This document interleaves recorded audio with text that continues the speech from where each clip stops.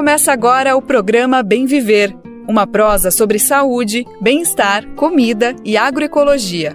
Produção Rádio Brasil de Fato.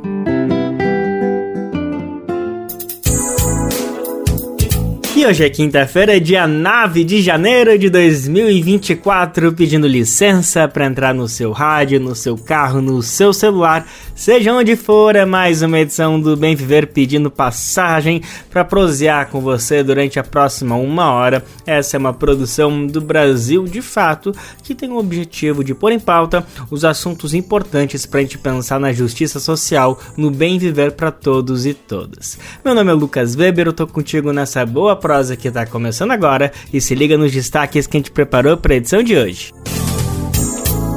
Trabalhadores e trabalhadoras do acampamento 8 de março no Distrito Federal sofrem com pulverização de agrotóxicos por fazendeiro vizinho.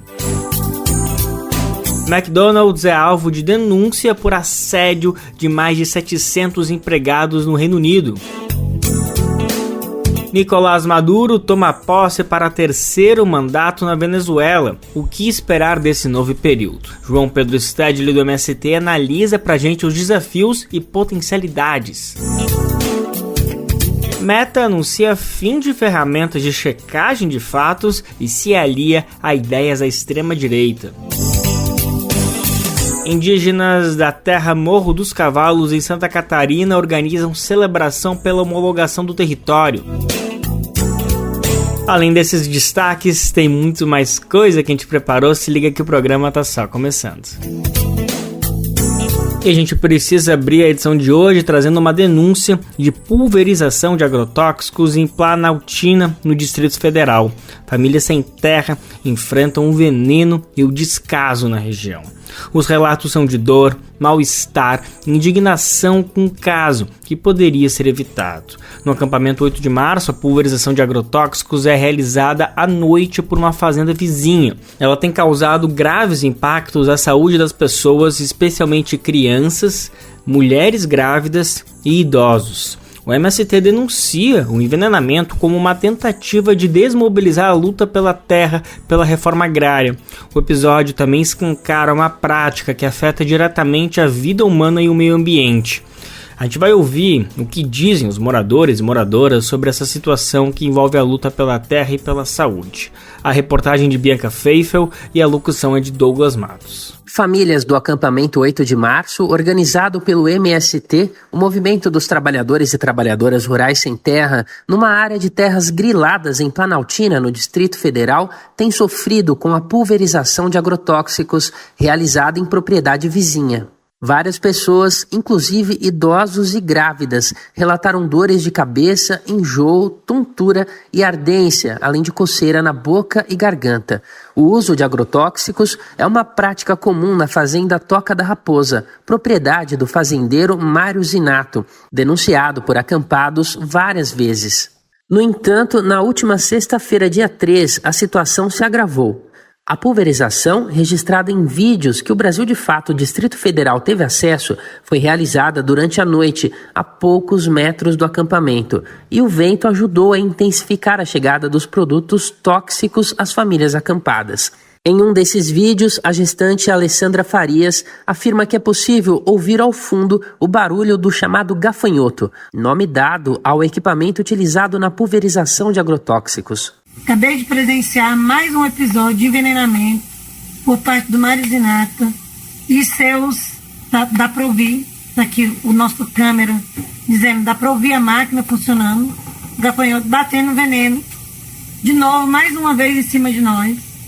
Eu tô aqui morrendo de dor de cabeça, fazendo uma janta, sentindo dor de cabeça, com o veneno que eles estão batendo mais uma vez aqui no 8 de março. Hoje, dia 3 de janeiro de 2025, por volta das 9 horas, o Mário Zinato está mais uma vez envenenando o nosso povo no acampamento 8 de março.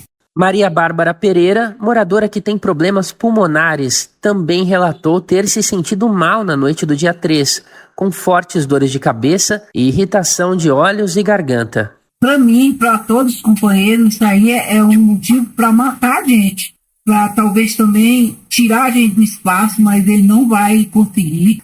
A gente resiste aí nesse lugar e a gente está lutando pelo nosso direito. Isso ofende a nós pessoas e ofende a natureza. Então eu acho que é muita maldade que ele está fazendo. O veneno foi nebulizado a poucos metros da cerca que separa a fazenda do acampamento, afetando casas próximas.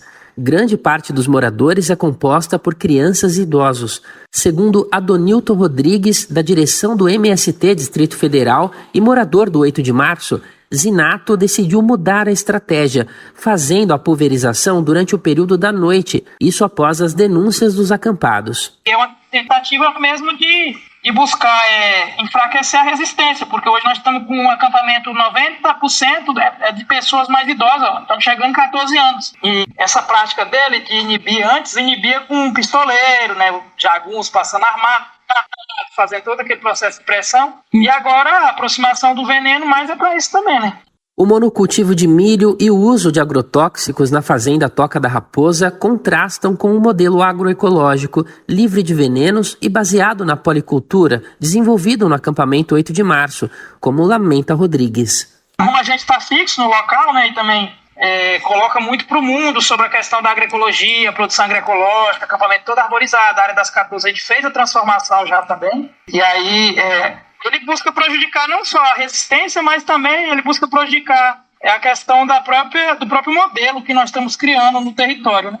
O MST do Distrito Federal denunciou o caso às autoridades. Gabriel Magno, do PT, líder da Frente Parlamentar em Defesa da Reforma Agrária e da Agricultura Familiar na Câmara Legislativa do DF, e a deputada federal Érica Cocai, também do PT, acionaram o Ministério Público do Distrito Federal e Territórios, requerendo procedimentos cautelares para determinar a suspensão imediata da pulverização de agrotóxicos contra a população do acampamento.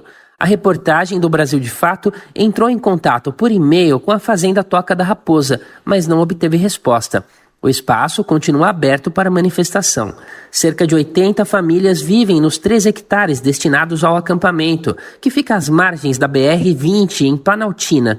O acampamento é localizado na área demarcada pela Fazenda Toca da Raposa, que possui mais de 1.700 hectares. De acordo com o processo em tramitação na Vara de Meio Ambiente, Desenvolvimento Urbano e Fundiário do DF, Mário Zinato Santos alega ser proprietário de parcela da área. No entanto, o MST afirma que o local é uma terra pública e de propriedade da Terra Cap, a Companhia Imobiliária de Brasília.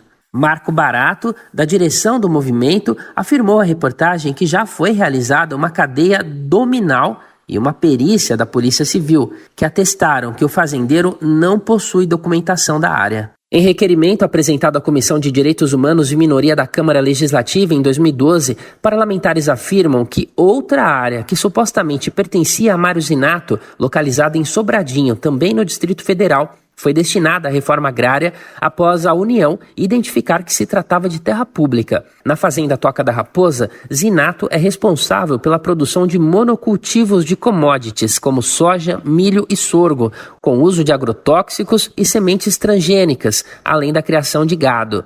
A área é próxima à Estação Ecológica Águas Emendadas, uma das reservas naturais mais importantes do Cerrado brasileiro, onde ocorre o encontro das nascentes de 2 importantes bacias hidrográficas brasileiras, a Tocantins-Araguaia e a Platina.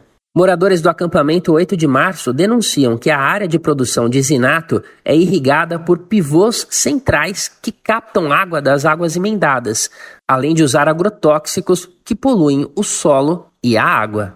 Da Rádio Brasil de Fato, com reportagem de Bianca Feifel no Distrito Federal. Locução, Douglas Matos. Gente, para quem não conhece, o acampamento 8 de março em Planaltina, no Distrito Federal, vale imaginar o território.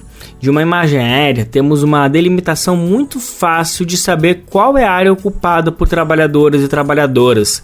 O acampamento é margeado por um grande descampado da vizinhança. A área reivindicada pelo MST foi ocupada com um trabalho, com respeito à natureza, com um verde de pé. Esse cenário diz muito sobre o que cada espaço oferece para a sociedade e para a natureza. E eu não falo aqui apenas na questão de saúde e meio ambiente, mas sim sobre aspectos socioeconômicos, entre outras questões. Uma proposta agroecológica de reforma agrária popular, por exemplo, está baseada sim na economia solidária. Ou seja, uma importante resposta a quem explora há séculos recursos naturais e explora outras pessoas. Agora a gente vai falar sobre as denúncias feitas por quem trabalha no McDonald's no Reino Unido. Mais de 700 funcionários e funcionárias da rede de fast food aderiram a uma ação coletiva contra a empresa. Eles e elas relatam casos de assédio sexual, racismo, homofobia e discriminação por deficiência. A iniciativa surge após uma investigação da BBC de 2023, que expôs falhas na proteção de trabalhadores e trabalhadoras. A direção da empresa no Reino Unido reconheceu as denúncias e afirmou que medidas foram tomadas. Uma delas inclui um sistema confidencial de denúncias e a demissão de 29 funcionários, isso no último ano.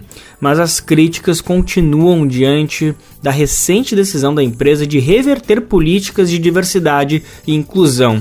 O caso reacende o debate sobre direitos trabalhistas e segurança no ambiente de trabalho. Vale lembrar o caso específico de corporações com um grande número de jovens empregados. Bom, a ação segue em meio a discussões parlamentares sobre reformas das leis trabalhistas, isso no Reino Unido. Se alimentar como um ato político e comida sem veneno? O Armazém do Campo reúne as duas coisas com a agricultura familiar orgânica e agroecológica dos assentamentos da reforma agrária. São várias lojas espalhadas pelo Brasil com produtos do Movimento Sem Terra, MST, além de atividades culturais, cafeteria e almoços coletivos. Encontre o Armazém do Campo mais próximo de você pelas redes sociais e venha. Traga sua família e amigos para conhecer um novo jeito de comer bem.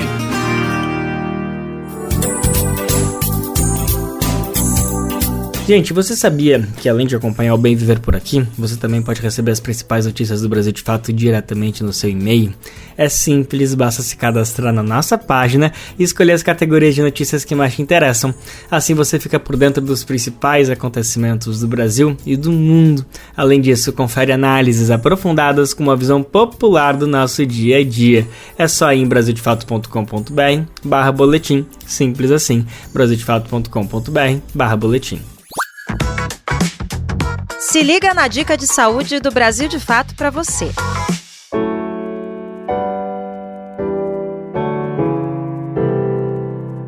Olá, meu nome é Calian, eu sou fisioterapeuta pediátrica de São Paulo e hoje eu vou abordar um tema muito atual, o uso de telas na infância.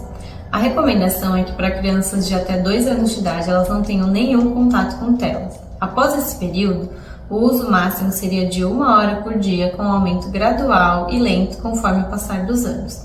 Isso porque o uso excessivo de telas já está relacionado com um aumento de irritabilidade, dificuldades de sono, uma tendência precoce ao sedentarismo, entre outros problemas que estão sendo cada vez mais estudados. Pensando no lado socioemocional, esses conteúdos rápidos de 15, 30 segundos e uma possibilidade infinita de acesso aos conteúdos faz com que a criança não desenvolva a habilidade de esperar o tempo das coisas. Muitas crianças não conseguem usar a criatividade durante o tédio, que é tão importante na infância. Mas a ideia aqui, além de conscientizar sobre os problemas relacionados ao uso excessivo de tela, é buscar alternativas para esse uso. Então, por exemplo, uma dica que eu dou é você combinar com a criança antes quais serão os limites daquele dispositivo. Qual dia da semana ela vai poder usar, quantos episódios ela vai assistir ou quantas horas ela vai poder passar no dispositivo. Com isso, a criança já vai entendendo as regras do uso da tela e também das regras da própria carga. E uma outra alternativa são brincadeiras que levem um tempo para ser finalizadas. Por exemplo, um quebra-cabeça, pintar um desenho, um brinquedo de montar, coisas que exijam a participação ativa da criança. Tirar ela um pouco das brincadeiras mais passivas. Espero ter ajudado vocês com essas dicas. E agora a gente vai dar uma rodada, falar um pouquinho de política internacional. Isso porque nessa sexta-feira, dia 10, o presidente reeleito da Venezuela, Nicolás Maduro, toma posse. Finalmente, depois da eleição que aconteceu em julho do ano passado, o Brasil de Fato vai estar lá acompanhando cada detalhe dessa posse, então pode ter certeza que a gente vai trazer repercussões ao longo da semana que vem, e é claro que em tempo real no site brasildefato.com.br. Mas para hoje, para a gente entender um pouquinho de qual que é o clima que chega essa reeleição, essa posse, depois de toda a pressão internacional gigante que se constituiu, principalmente justamente depois do resultado das eleições de julho do ano passado, é com muita alegria que a gente tem o prazer de receber o economista João Pedro Stedley, liderança histórica do MST, que vai nos ajudar a destrinchar melhor quais são as expectativas, o que a gente precisa esperar, onde a gente precisa estar atento para esse momento histórico. Mais um ano, terceiro mandato de Nicolás Maduro. Mas antes de tudo, João Pedro, alegria tê-lo conosco aqui no Bem Viver. Obrigado pela participação, viu, amigo? Olá, um abraço a todos e todas que nos acompanham. Um prazer estar aqui conversando com a companheirada do Brasil de Fato, do Bem Viver e todos que nos acompanham em casa. A alegria é toda nossa, João Pedro. Bom, para começar o nosso papo, eu acho que é inevitável a gente falar de quais são os medos, os receios de uma ameaça golpista que pode se instituir nessa sexta-feira ou até nos próximos dias. Falo isso principalmente por conta de toda a pressão internacional que o Brasil de Fato e o mundo inteiro vem acompanhando, né? A gente até lançou um documentário que traz justamente isso no título, né? A eleição mais visada no mundo inteiro, mais acompanhada, né? Mais pressionada, todo mundo querendo colocar a sua colher, falar coisas que não falam nem das próprias eleições dos países respectivos, e ainda mais com esse adendo de que o candidato derrotado, né, Edmundo Gonzalez Urita, falou que que vai comparecer apesar de ter um mandado de prisão na Venezuela. João Pedro, o senhor vai estar lá dia 10 acompanhando. Qual que é a expectativa? Existe um receio que de fato alguma coisa aconteça? Bem, companheirada, todas as informações que nós temos do ambiente de Caracas são as melhores possíveis. Há um clima tranquilo, a população está andando na rua tranquila e há uma expectativa muito positiva para o dia de amanhã, quando se realiza a cerimônia oficial de posse, que na Venezuela tem um ritual um pouquinho diferente do que as posses no Brasil. O presidente Maduro faz o seu primeiro juramento perante a Assembleia Nacional, aonde tem, acho que uns 20% dos deputados que são de oposição e estarão lá, legitimando o processo que houve eleitoral. Depois ele vai para o Tribunal Superior de Justiça, uma espécie de STF nosso, o Tribunal Superior Eleitoral, aonde os ministros da Suprema Corte também darão posse, e finalmente ele fará um desfile pelas ruas, onde, em geral, a população acompanha todas essas cerimônias por alto-falantes que são colocados. É uma espécie de feriado nacional, né, apesar de ser um dia da semana, e, em geral, termina o dia numa atividade onde as Forças Armadas, do quartel central que fica em Caracas, também prestam juramento. Aí é o inverso, né? Nas outras duas cerimônias, o presidente Maduro presta juramento perante a Constituição. Lá no quartel-general, as Forças Armadas prestam juramento de fidelidade a ele. E com isso se encerra as atividades do dia. Como você vê, isso tudo acontece de uma maneira muito transparente, ampla, com a participação popular. Eu acho que o perigo maior da tensão, e que eu estive também em Caracas naquela oportunidade, foi logo depois das eleições, porque havia todo um circo preparado, em que a Maria Corina, que é a Bolsonaro deles, articulada com a extrema-direita dos Estados Unidos e da Europa, tinha preparado todo um cenário de cópias de falsas atas de votação. Você não consegue, em 12 horas, mesmo que você tenha fiscal em todo o país, conseguir cópias das atas e amontoar num só documento em questão de horas. Então, é evidente que essas atas eram fraudulentas, como se comprovou, mas, junto com a história das atas, havia toda uma articulação com os meios de informação da burguesia internacional, com as redes sociais, para criar o mesmo discurso, que havia fraude, havia fraude, havia fraude. E aí, na sequência, como todo mundo sabe, esses setores direitistas lá de Caracas financiaram as gangues, e notem, jovens menores de idade, para cometerem crimes, atentados terroristas, jogaram bomba molotov em escolas, eu mesmo, 2 dias depois das eleições, estava indo para o aeroporto junto com uma delegação internacional e a avenida que dá acesso ao aeroporto estava interrompida com pneus pegando fogo e tal, e só no outro dia que a polícia conseguiu, então, limpar, digamos assim, todas as ruas.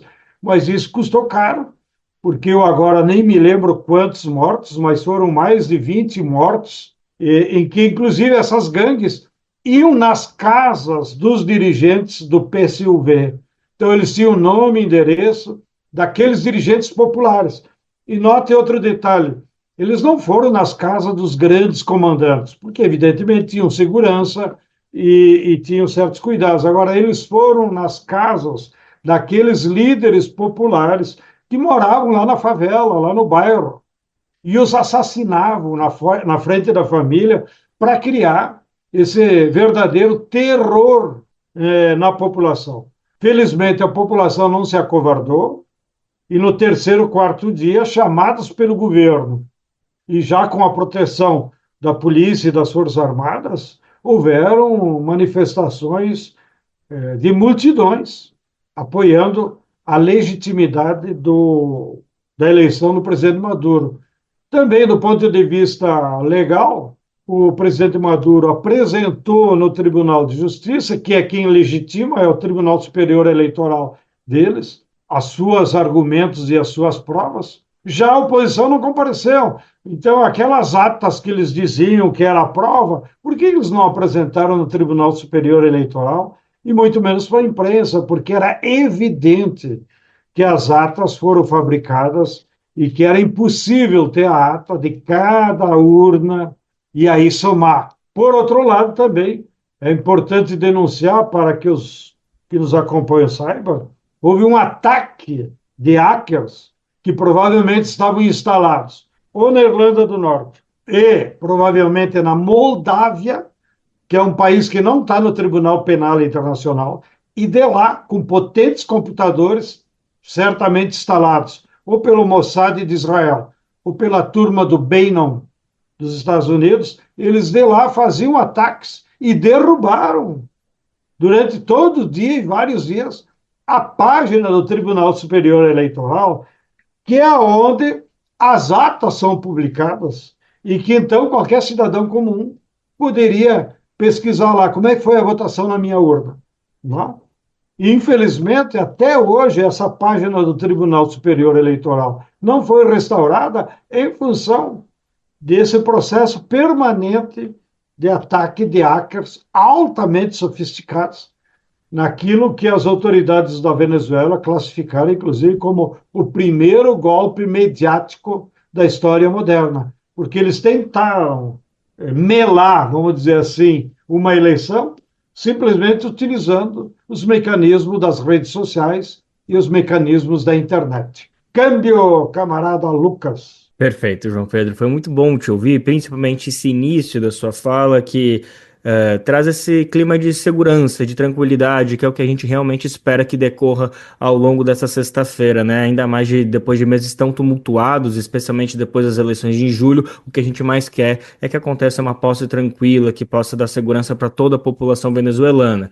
Mas o que a gente teme, especialmente, é esses primeiros anos ou primeiros meses, enfim, desse terceiro mandato, né, que começa agora em 2025, se estende até 2031 e mais uma vez coincide com o mandato de Donald Trump, no caso nos Estados Unidos. Não é a primeira vez que Nicolás Maduro é presidente da Venezuela e Donald Trump dos Estados Unidos. Houve um período aí, talvez de arrefecimento, podemos dizer, mas com muitas aspas, quando Joe Biden foi presidente, mas agora Donald Trump volta e a gente lembra que foi justamente no período do republicano que a situação situação ficou mais crítica na Venezuela por conta das sanções estadunidenses, que não mudaram muito durante Joe Biden, mas nada muda o fato que foi Trump que iniciou esse período mais danoso de bloqueio econômico severo, principalmente em relação ao petróleo na Venezuela. O que a gente pode esperar a partir de agora, João Pedro? Pode ser uma aposta tranquila, mas os próximos anos não devem ser, né? Bom, em primeiro lugar, é importante nós ter claro a verdadeira política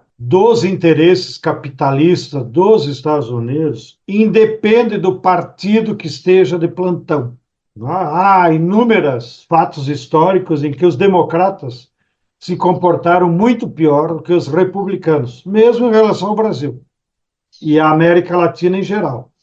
Mas, no caso específico, eu acho que o perigo maior de uma invasão militar aconteceu no primeiro mandato do Trump, quando ele tentou fazer isso, porque tinha o governo da Colômbia, que era de direita, e aqui no Brasil o Bolsonaro.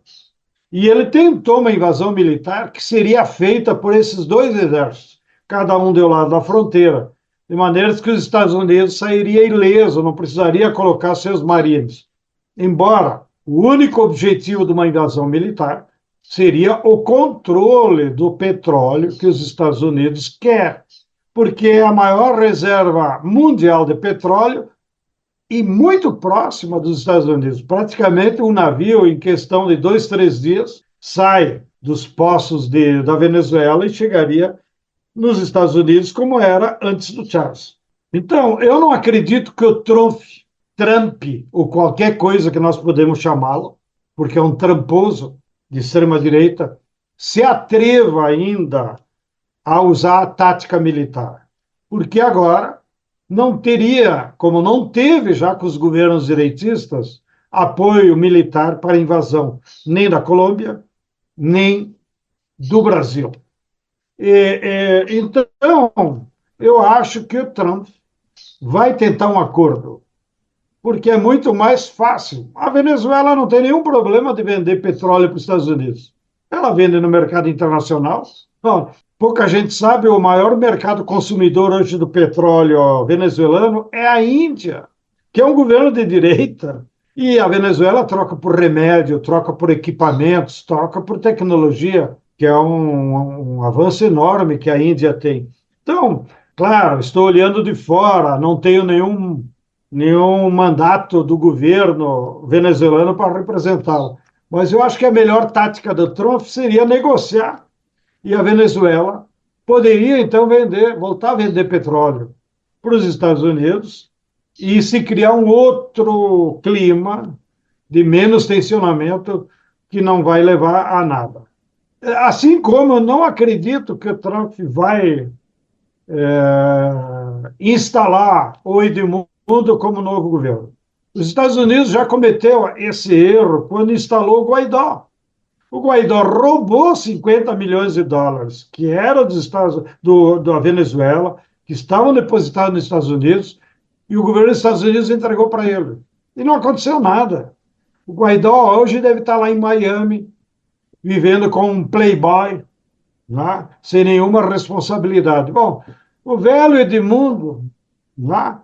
Além de ser um irresponsável, porque ele quis se afastar da Maria Corina logo depois daqueles crimes cometidos por aqueles jovens pagos que recebiam $500 por dia para cometer aquelas atrocidades, né? Ele quis se afastar da Corina e pediu asilo na Espanha. Para que o governo venezuelano desse o salvo-conduto, ele escreveu uma carta dirigida à Assembleia Nacional da Venezuela, dizendo que reconhecia os resultados eleitorais e reconhecia o Tribunal de Justiça Superior como autoridade máxima. E, com isso, viajou para a Espanha. Provavelmente, a extrema-direita espanhola, nesse interim, convenceu que ele tinha possibilidades de voltar ao governo, que é uma fantasia. E ele está nos Estados Unidos, está prometendo, amanhã está na República Dominicana, que também a Venezuela não tem relações com a República Dominicana por agressões estúpidas que eles fizeram. Então, eu acho que o destino do seu Edmundo passar sua aposentadoria, uma velhice tranquila, em alguma casa lá na Espanha. Câmbio. Recebendo, quem sabe, convite de João Guaidó aí para beber algum champanhe em Miami, quem sabe os dois não fundam aí, né, uma relação dos emissários dos Estados Unidos não vingados. João Pedro, queria trazer um pouquinho o nosso papo agora para casa, para o Brasil, para falar um pouquinho do que a gente pode esperar das relações de Lula, mas, claro, do governo como um todo, da Venezuela. Virou, de certa forma, uma novela, uma típica novela que a gente já viu, né? Foi um início muito próspero de acercamento das relações Brasil e Venezuela no início, mas, especialmente esse ano, a gente viu alguns episódios que, de alguma maneira, podem ser até classificados como traumatizantes, principalmente após o resultado das eleições, que Lula não cedeu sobre reconhecer o resultado, e mais recentemente no encontro dos BRICS, o Brasil vetou, né, a entrada da Venezuela dentro do bloco.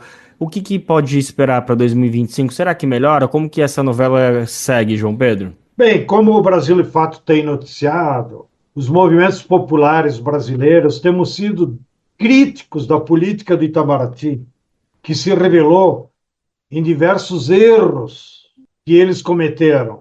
Sobretudo, não reconhecer a eleição, depois que todos os presidentes dos BRICS tinham reconhecido, depois que o México e a Colômbia, que são os dois outros grandes países da América Latina, reconheceram. E depois o veto à entrada da Venezuela nos BRICS foi de um erro histórico que o Brasil vai pagar caro, porque desmoralizou a política externa. Ficou parecendo que era um jogo assim de birra do Itamaraty frente ao governo Maduro.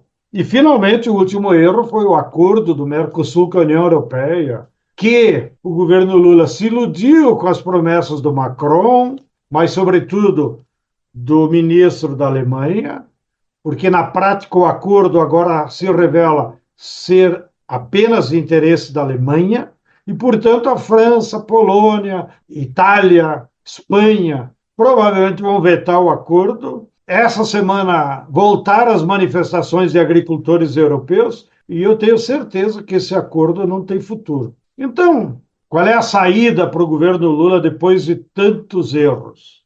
Bom, passar o pano, né? Fazer de conta que nada aconteceu.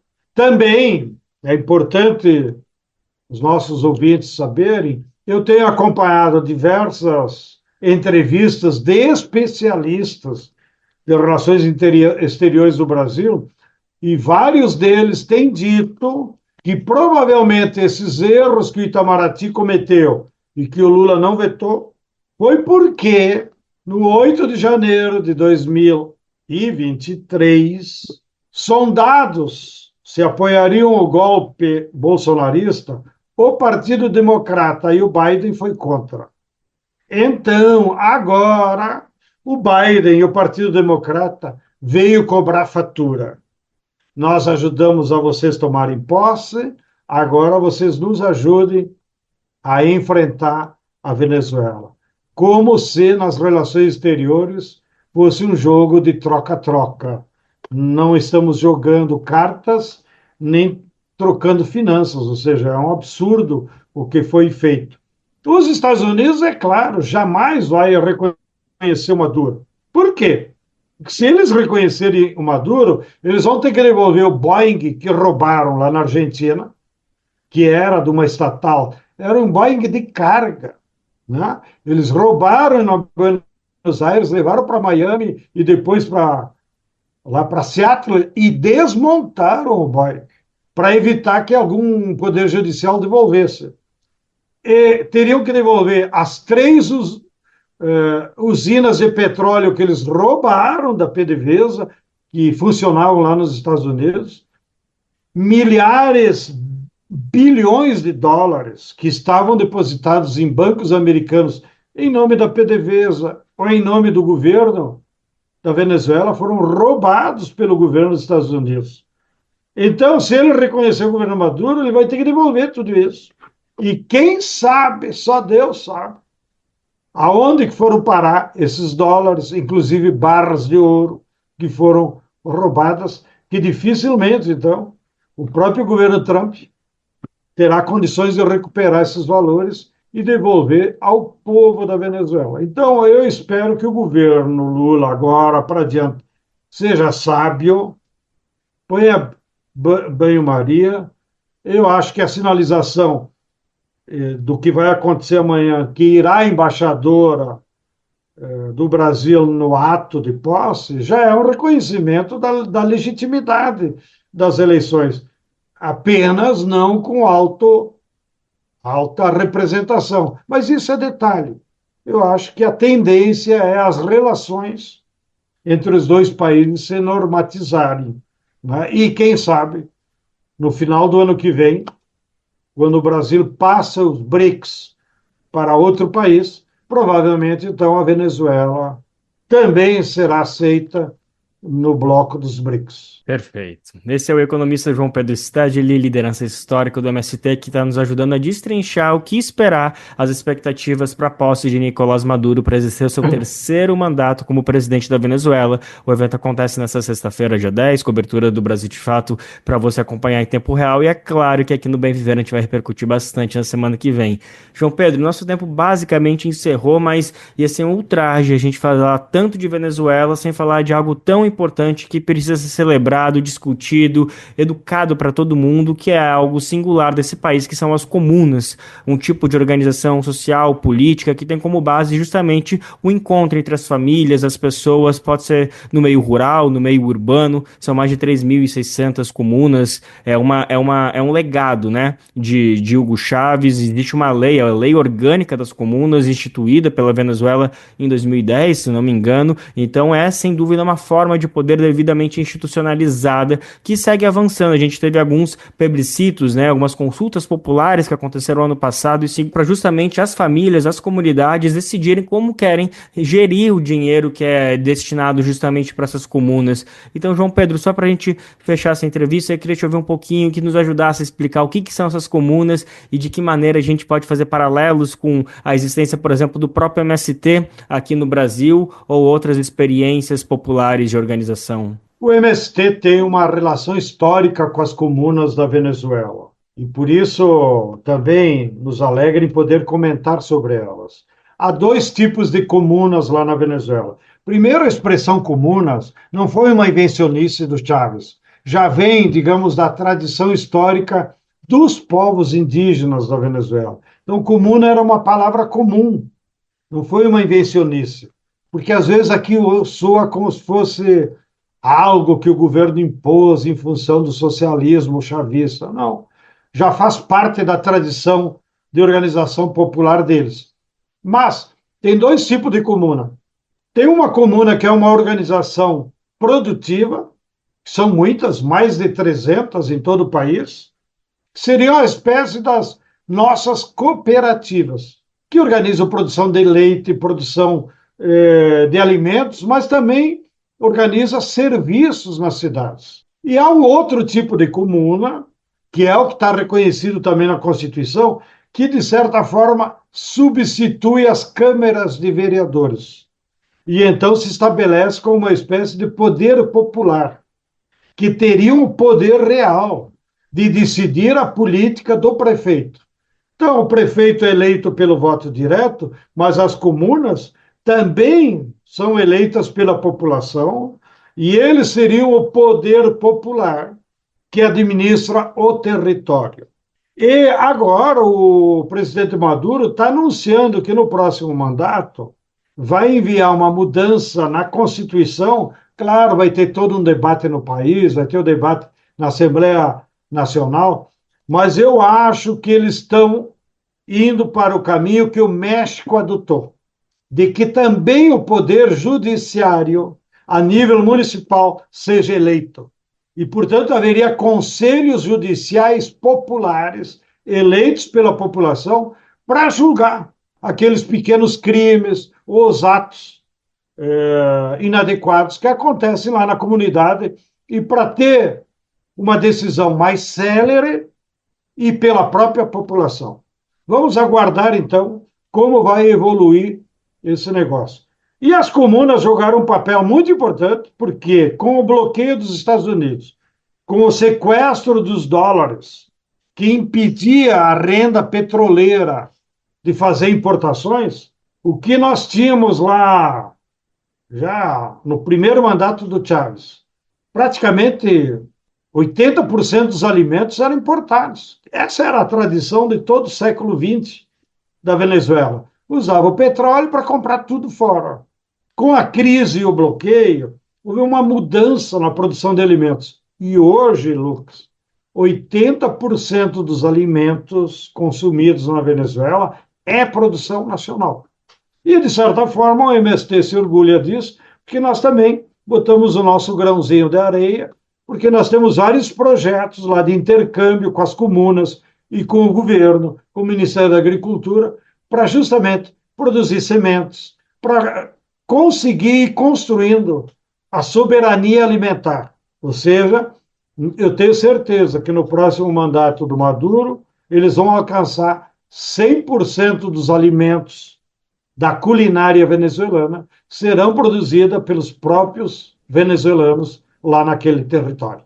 E tenho certeza que o Brasil, de fato, será o primeiro a publicar esse grande avanço, essa grande conquista internacional latino-americana para dar inveja para muita gente, mas orgulho para todo o povo latino-americano, especialmente para o MST. João Pedro, mais uma vez, muito obrigado pela disponibilidade, viu, amigo? Nos vemos, um grande abraço, tchau, tchau. João Pedro Stedley, gente, que honra, que prazer imenso ter essa grande sabedoria compartilhando tudo isso com a gente aqui no Bem Viver, diretamente da Venezuela. E a gente vai seguir por lá, falando de outro assunto muito importante que tem a ver com tudo isso que a gente acabou de conversar com o Stedley. É que o nosso país vizinho recebe o Festival Mundial da Internacional Antifascista. O evento reúne movimentos populares e organizações progressistas de diferentes países. A programação foi iniciada ontem e vai até o próximo sábado, acompanhando a posse justamente do presidente Nicolás Maduro. Os dias de ontem e de hoje no festival são dedicados a debates. Alguns dos temas são a participação das mulheres e dos jovens na luta antifascista e a articulação dos movimentos populares. Também tem diálogos em defesa dos povos indígenas e da classe trabalhadora. O festival acontece no contexto da posse do presidente Nicolás Maduro para o terceiro mandato dele, como a gente estava falando antes. A cerimônia, de fato, acontece nessa sexta-feira, como a gente estava comentando na entrevista com o João Pedro Stedley, e ainda no clima de posse estão previstas outras atividades culturais e históricas que seguem até o dia 16 de janeiro. Então, eis uma boa semana para estar na Venezuela.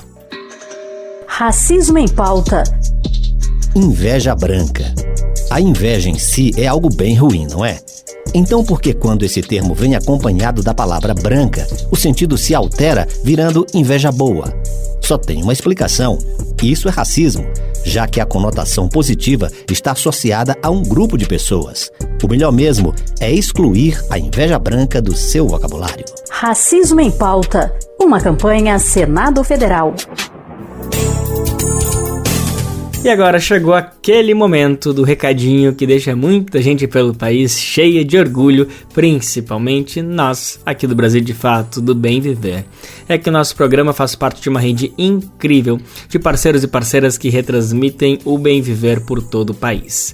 Lembrando que a gente agradece demais a todo mundo que faz essa articulação acontecer. Aquele abraço, gente. Muito obrigado por esse apoio, por essa confiança. São quase 500 emissoras espalhadas pelo país que recebem e compartilham as nossas edições diárias. E a boa notícia é que essa rede pode crescer ainda mais. Se você por acaso toca uma rádio comunitária, regional, educativa, por aí, saiba que sim, você pode se ajuntar com nós e tudo de graça. Vai em radiobrasildefato.com.br, clica em como ser uma rádio parceira, que lá tem um caminho tutorial para você receber todos os dias o programa de graça e veicular na sua rádio. Vai ser uma alegria enorme. O Brasil de Fato te apresenta integrantes de movimentos populares. Olá, eu sou o Greg, sou coordenador do Fórum Nacional pela Democratização da Comunicação. O Fórum ele congrega entidades da sociedade civil de todas as regiões do Brasil. A gente está empenhado na defesa da democratização da comunicação, seja os meios tradicionais, ou seja as plataformas e as grandes mídias que estão aí hoje na internet.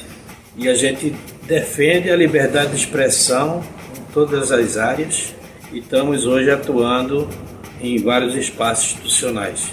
Então, esse é um fórum estratégico, a gente existe desde a década de 80 e esperamos que o país avance na construção de políticas públicas que democratizem a comunicação e que tenham uma comunicação pública de qualidade. Para você saber um pouquinho mais sobre o nosso trabalho e atuação, é só acessar nossas redes sociais, @elasnopoderbr.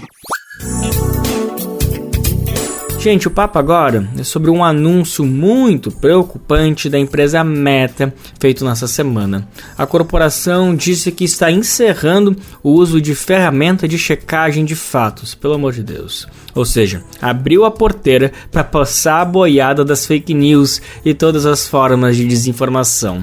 A iniciativa repercutiu no mundo e significa uma aliança com as ideias da extrema-direita. Em vídeo, o bilionário dono do Facebook e Instagram, Mark Zuckerberg, disse que ações contra fake news e crimes de ódio representam censura. O nosso repórter Douglas Matos acompanhou o assunto e traz detalhes. O dono da empresa de tecnologia Meta, Mark Zuckerberg, anunciou o fim do programa de checagem de fatos da empresa, criado em 2012 para conter a disseminação de desinformação nos aplicativos de mídia social. A empresa engloba as plataformas Facebook e Instagram, além do aplicativo de mensagens WhatsApp.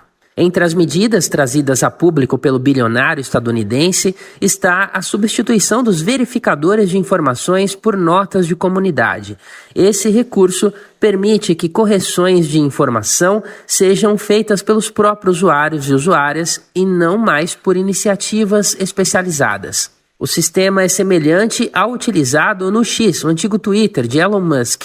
No anúncio da decisão, Zuckerberg afirmou que os sistemas construídos para moderar conteúdo têm muitos erros e muita censura. Ele também destacou que a eleição de Donald Trump para a presidência dos Estados Unidos marca um período em que seria possível priorizar a chamada liberdade de expressão.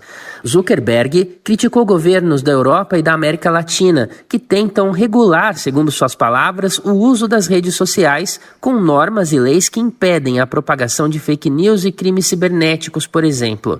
Segundo o bilionário, essas leis representam censura.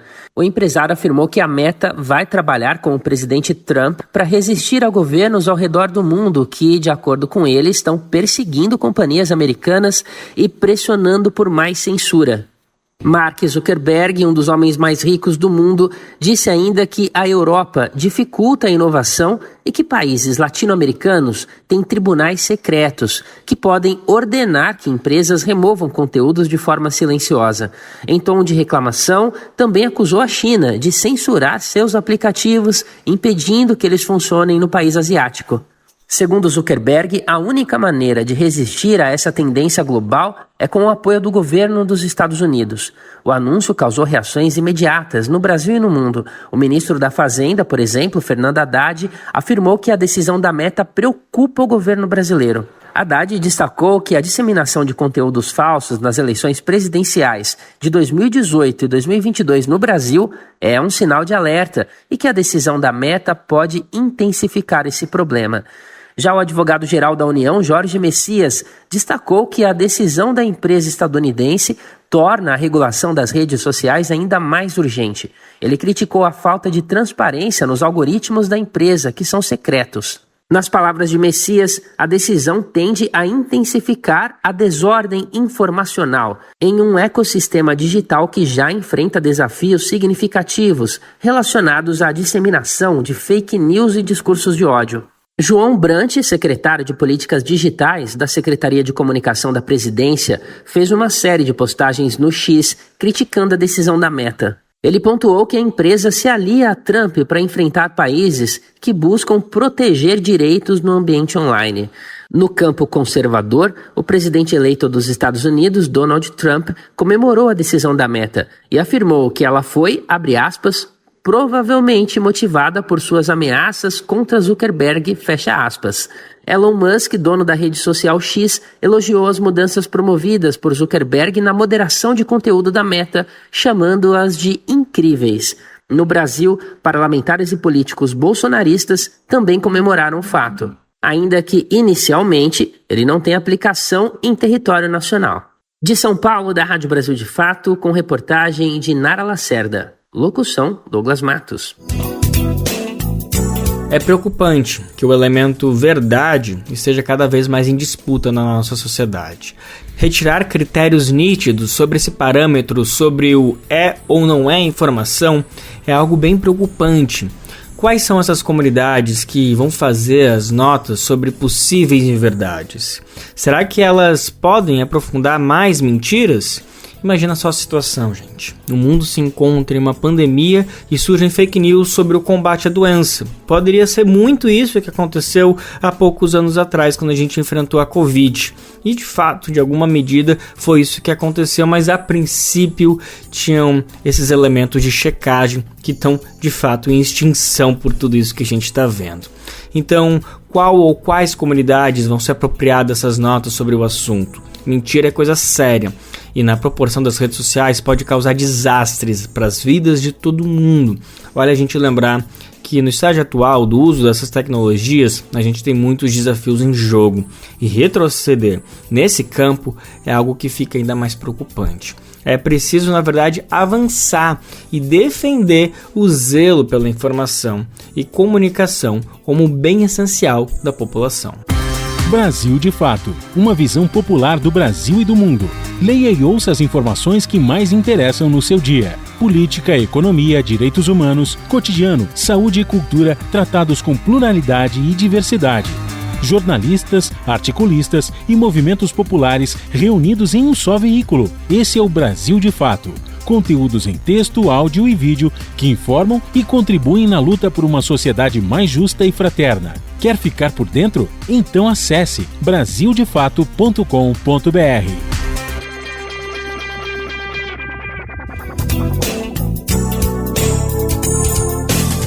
Gente, a gente aproveita para fazer aquele recadinho, aquele bilhete sonoro que vem do fundo do coração, dialogando com tudo isso que a gente acabou de ouvir nessa última reportagem. É que o Brasil de Fato, Bem Viver, precisa da sua colaboração para continuar produzindo conteúdo de qualidade com todo o rigor jornalístico que você já conhece e confia que não cai nessas fake news. Nosso trabalho é e sempre será trazer a visão popular dos fatos, tanto no Brasil quanto no mundo. E você pode nos ajudar por meio do nosso Apoia-se, contribuindo com o valor que puder, que estiver ao seu alcance. Assim você se junta a quem luta contra a desinformação e constrói um futuro melhor para todos e todas, apoiando sim a checagem de fatos, que é fundamental. Gente, bora nessa? É só ir em apoia-se/Brasil de Fato, apoia.se/Brasil de Fato. O link também está disponível na descrição desse episódio, nas plataformas de podcast, e a gente conta com você para apoiar a destruição das fake news. Gente, a edição de hoje está quase acabando, mas não sem antes destacar a expectativa com uma festa que vai ser linda demais. Ela está marcada para o próximo sábado e deveria acontecer mais e mais vezes em cada pedacinho do nosso território nacional. É que indígenas da terra Morro dos Cavalos, em Santa Catarina, se organizam para celebrar a homologação do território. Que maravilha, gente! Como se diz por lá, a festa foi sonhada. Isso depois de moradores e moradoras sofrerem uma série de agressões durante todo esse processo. É sem dúvida uma vitória que merece ser celebrada com uma linda festa. A área é uma das 13 áreas demarcadas nesse terceiro governo Lula. A gente vai saber mais detalhes sobre o que esperar dessa festa linda com a nossa reportagem. Neste sábado, dia 11, a partir das 9 da manhã, os moradores da TI, a terra indígena Morro dos Cavalos, em Palhoça, Santa Catarina, farão uma festa para celebrar a homologação do território assinada em dezembro de 2024. A comemoração, nomeada de Circuito Aldear Morro dos Cavalos é Terra Guarani, terá apresentações culturais e um típico almoço com carne e peixe assados, milho, mandioca, amendoim e batata doce. Querexu e Chapiri, liderança do território, celebra a conquista. Essa festa ela foi sonhada, né? Ela foi sonhada, foi rezada, né? A gente colocou muito nesse propósito de a gente comemorar mesmo a homologação do Morro dos Cavalos, né? A emoção para mim é tão grande assim que não cabe assim, falar assim, o tamanho é essa emoção da homologação para a gente, né, que é tão importante e tão simbólica para o povo Guarani do Morro dos Cavalos. A homologação é uma das etapas finais do processo demarcatório que garante aos indígenas a segurança jurídica para continuar vivendo em seu território. A TI tem 4 aldeias e cerca de 700 habitantes dos grupos indígenas Guarani Imbia e Nhandeva. Por anos, esses moradores viveram sob ataques, como relembra Querexu e Chapiri. Cada passo do processo demarcatório a gente sofria, tinha uma reação contrária, negando a questão dos direitos. E os ataques muitos ataques que a gente sofreu aqui dentro do território, né? Então, para mim, principalmente, né, enquanto liderança, está marcado, né, nessa questão da luta para sobreviver dentro desse território, ficou muito marcado, assim, para mim. Eu tive várias ameaças, vários ataques, várias invasões. E tive a minha mãe sendo pega, né, em um desses ataques, né? Teve o corpo todo perfurado, né, com faca. Teve a mão esquerda decepada nesse território, né, perdeu a mão esquerda. E tudo isso por um conflito de pessoas não indígenas, né, que fazia essa perseguição por conta desse território. O crime contra a mãe de Querexu, Ivete de Souza, ocorreu em agosto de 2017 e até hoje o caso permanece aberto. Segundo ela, não houve sequer resposta do laudo da perícia que foi colhido pelos policiais. Poucos dias depois, os indígenas ouviram disparos vindos da BR-101, a rodovia que passa perto de algumas moradias na TI. Ainda em agosto daquele ano, durante uma audiência na Câmara Municipal de Palhoça para debater a demarcação das terras, vereadores se posicionaram contra o processo e participaram de uma manifestação para se oporem ao direito dos indígenas.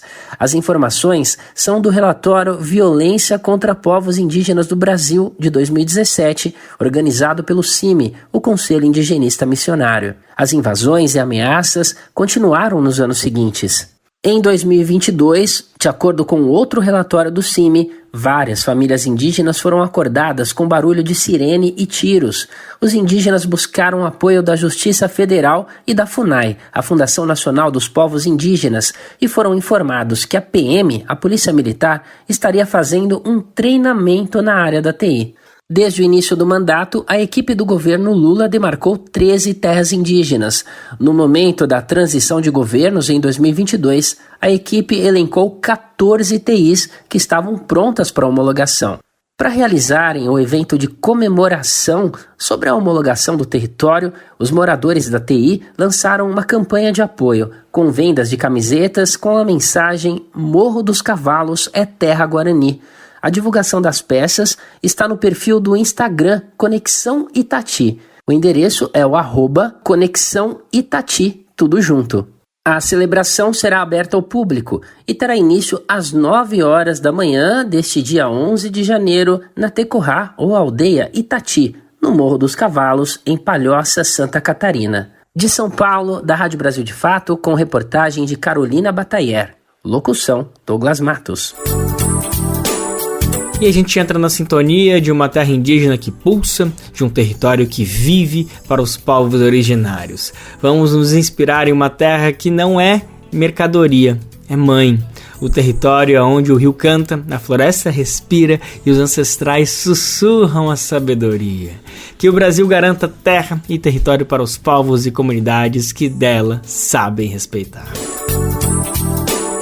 E com esse recado lindo, a gente anuncia que o Bem Viver de hoje fica por aqui, não sem antes agradecer demais a sua parceria, a sua sintonia e lembrar que amanhã estamos de volta com mais uma edição inédita e fresquinha para fechar essa primeira semana oficial, né, do ano. O nosso programa vai ao ar sempre a partir das 11 horas da manhã para o mundo inteiro nos ouvir pela internet. Você acessa por radiobrasildefato.com.br. Logo depois, à 1 da tarde, a nossa parceira de primeira hora, RBA, Rádio Brasil Atual 98,9 FM, transmite o programa aqui na Grande São Paulo. Lembrando que o Bem Viver vai ao ar em diversas rádios pelo país e a gente aproveita para agradecer todas essas emissoras que estão com a gente, galera. Valeu demais. A lista completa está lá no nosso site, na matéria de divulgação diária do Bem Viver. Lembrando que o programa também fica disponível como podcast no Spotify, Deezer, iTunes e Google Podcast. A apresentação deste programa foi de Lucas Weber. Todas essas palavras foram escritas por Daniel Lamir. A edição e produção foi dele, junto com Douglas Matos. Trabalhos técnicos de Lua Gattinoni, Edson Oliveira e André Paroche. Coordenação de Rádio e TV Muniz Ravena. Diretora de programa de áudio Camila Salmásio. Direção executiva Nina Fidelis. Apoio toda a equipe de jornalismo do Brasil de Fato. Até amanhã, gente. Tchau, tchau. Você ouviu o programa Bem Viver, uma prosa sobre saúde, bem-estar, comida e agroecologia. Produção Rádio Brasil de Fato.